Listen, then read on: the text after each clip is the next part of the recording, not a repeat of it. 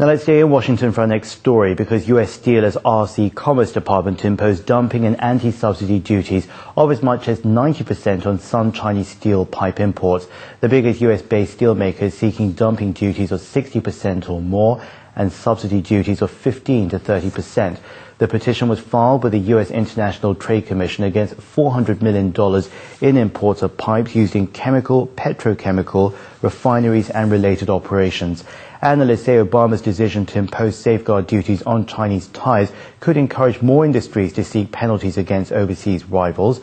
But this case is different from the tire dispute because it will be decided by the U.S. International Trade Commission and the Commerce Department and not by the White House itself. President Barack Obama has ignored strong opposition from China and some at home as he levies punitive tariffs on Chinese imported tires. Now, the executive vice president of the U.S. Tire Industry Association says the move harms the development of the American industry and also the employment opportunities for American workers. Sun Jiayu has that story. Previously, Obama had publicly expressed many times that he was strictly against trade protectionism. But he ate his words when he decided against Chinese tires. Royal gave an explanation. In the campaign, he was pretty specific that he was not going to go in this direction. And so we were pretty surprised when he did. And like I said, very disappointed.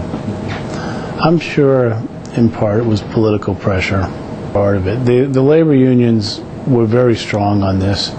They came to Washington, they lobbied members of Congress, they lobbied people in the administration, and you know, they firmly believe that this will bring back American jobs.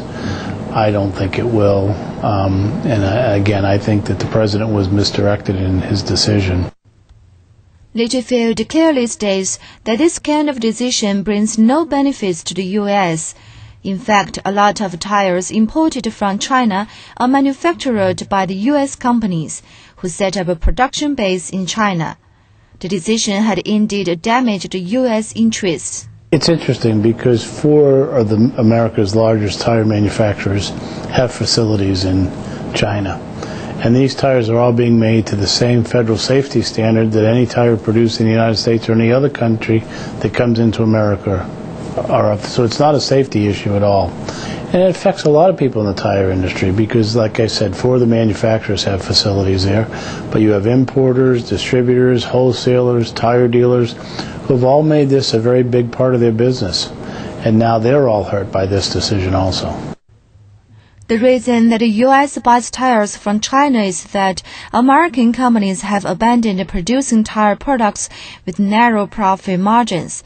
Despite this, the United Steel Workers Union has stressed that limiting Chinese tire imports will push American producers to reopen low-end tire product lines. Litchfield holds a different opinion. I'm not sure you're ever going to go back to the days of the mass employment in the tire industry that you once had. The technology is improving. You don't have as many people involved in the production of a tire that you used to have. And it's a global economy, and the tire manufacturers are looking at what makes the best sense for them on a global basis. And making the tires in China for the companies so far, it makes a lot of sense. A U.S. industry insider has predicted the punitive tariff on Chinese tires will lead to a loss of at least 25,000 U.S. jobs.